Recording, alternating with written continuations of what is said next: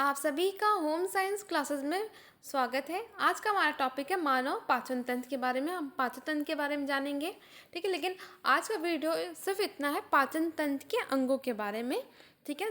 उसका थोड़ा सा नॉलेज लेंगे कि कौन कौन से अंग सहायक होते हैं हमारे पाचन में।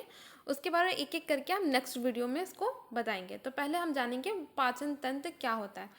तो पाचन तंत्र क्या होता है? भोजन, कार्बोहाइड्रेट, वसा और प्रोटीन के बड़े बड़े जो अणु होते हैं, उन्हें शरीर उसी मूल में तो अवशोषित करता है। लेकिन जब हम पाचन करते हैं तो बहुत सारे एंजाइम होते हैं, जैसे एंजाइम होते हैं, अम्ल होते हैं, रासायनिक क्रियाओं के द्वारा सरल, तरल और घुलनशील अणुओं में परिवर्तित हो जाते हैं। जो हम पोषक तत्व लेते हैं ना, जो कार्बोहाइड्रेट, वसा और प्रोटीन जो हम खाते हैं, वो हमारे पाचक रसायनों के कारण वो तरल और जो सूक्ष्म अवस्था में टूट जाते हैं, वो घुलनशील हो जाते हैं, जिससे कि ब्लड वहाँ से हमारे पोषक तत्व को अवशोषित कर लेता है, ठीक है। तो भोजन के जटिल अणुओं को सरल अणुओं में परिवर्तित करने की यह प्रक्रिया भोजन का पाचन कहलाता है। तो जब हम जो बड़े चीज़ें हम खाते हैं, जैसे मुंह में चबा चबा के खाते हैं, फिर हमारे यहाँ पे आता है, हमारे ग्रास नली में आता है, ठीक है। तो वहाँ से हमारे आमाशय में पहुँचता है, आमाशय से हमारी छोटी आंत में, फिर बड़ी आंत में, फिर कोलम के माध्यम से बाहर निकल जाता है मल के द्वारा, ठीक। तो ये होता है पूरा प्रोसेस। तो इसी में भोजन का जब हम पाचन करते हैं तो सब जो बड़े बड़े अणुओं को छोटे सरलतम इकाई में टूटना ही भोजन का पाचन कहलाता है। इस प्रक्रिया को संपन्न करने वाले अंगों का समूह पाचन तंत्र कहलाता है। तो इस अंगों में कौन कौन से भाग इसमें लेते हैं, उन सभी को मिलाकर वो पाचन तंत्र कहलाते हैं, क्योंकि तंत्र मतलब बहुत चीज़ें इसमें शामिल होती हैं, ठीक है। पाचन तंत्र कार्बोहाइड्रेट को ग्लूकोज में, ठीक है, जब पाचन होता है तो कार्बोहाइड्रेट हमारे उसका सरलतम इकाई किस में टूटता है? कार्बोहाइड्रेट ग्लूकोज में टूटता है। वसा को वसी अम्ल में तोड़ा जाता है और प्रोटीन को अमीनो अम्ल में तोड़ा जाता है, ठीक है। इसी को जो चीज़ें हैं हमारे पोषक तत्व को, उसको सरलतम इकाई में टूटने की ही प्रक्रिया को हम क्या कहते हैं? पाचन कहते हैं, ठीक है। तो इसमें पहले एक बार आप यहाँ पे डायग्राम देख लीजिए, तो ज़्यादा समझ में आएगा जो पाचन तंत्र है। तो ये हमारा मुंह है, ठीक है। मुंह में हम खाना खाते हैं, यहाँ से पाचन स्टार्ट हो जाता है, किसका? कार्बोहाइड्रेट का। फिर यहाँ से होता हुआ यहाँ जाता है, तो ये हमारा क्या? ग्रास नली है, ठीक है। ग्रास नली से फिर हमारा यहाँ पे आमाशय में जाता है खाना, फिर छोटी आंत में जाता है, फिर उसके बाद बड़ी आंत में जाके मल के द्वारा बाहर निकल जाता है, ठीक है। ये तो हम बाद में भी पढ़ेंगे। और इसमें इसके दो भाग कहलाते हैं, आहार नाल और संबंध पाचन ग्रंथियाँ।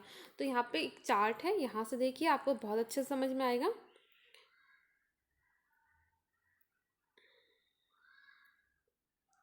ठीक है।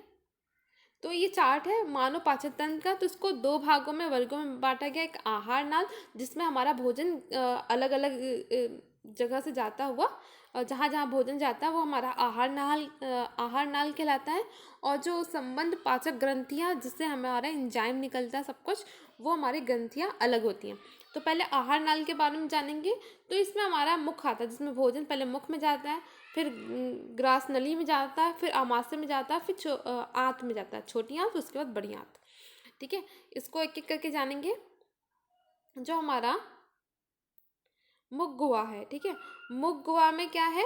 मुख गुहा में हमारा पहले जीभ आता है, तालू आता है, दांत आता है, ग्रसनी आता है, ठीक है। इसमें हमारे मुंह में क्या होता है? जीभ होता है, जो हमारे खाने को इधर उधर करता है। तालू आता है, दांत के द्वारा चबाया जाता है, फिर ग्रसनी के द्वारा नीचे जाता है, ठीक है। फिर ग्रास नली आता है, ग्रसनी के बाद ग्रास नली आता है, फिर आमाशय आता है, ठीक है। फिर आंत आता है, छोटी आंत और बड़ी आंत, ठीक। तो हम इसमें बात करें छोटी आंत की। तो छोटी आंत में ग्रहणी इसके पार्ट है। छोटी आंत के तीन पार्ट होते हैं, पहला ग्रहणी, दूसरा मध्यांत, तीसरा इलियम, ठीक है। ये तीनों पार्ट है, इसको हम बाद में पढ़ेंगे जब छोटी आंत का पढ़ेंगे, ठीक है। करके ये सारे छोटी आंत का पार्ट होता है। फिर बड़ी आंत आता है, इसमें आंत में छोटी आंत पहले आता है, बड़ी आंत बाद में आता है, ठीक है। और बड़ी आंत के भी तीन पार्ट होता है, इंडुक, जिसे सीकम कहते हैं, कोलन कहते हैं, और मलाशय, ठीक है, रेक्टम। तो ये सारा हमारा बड़ी आंत का पार्ट है। फिर इसके बाद आता हमारा संबंध पाचन ग्रंथियों, ठीक है। ये दूसरा पार्ट है, संबंध पाचन ग्रंथियाँ, कौन कौन सी ग्रंथियाँ होती है? लाल ग्रंथियाँ होती हैं जो हमारे मुंह के पास ही होता है, यकृत सबसे बड़ी ग्रंथि होती है, अग्नाशय, ये 3 ग्रंथियाँ होती हैं संबंध पाचन ग्रंथियों में। तो ये सभी को हम पढ़ेंगे एक एक करके, ठीक है, नेक्स्ट वीडियो में। अभी के लिए इतना ही। अगर वीडियो पसंद आया तो प्लीज़ वीडियो को लाइक करें, शेयर करें, चैनल को सब्सक्राइब करें।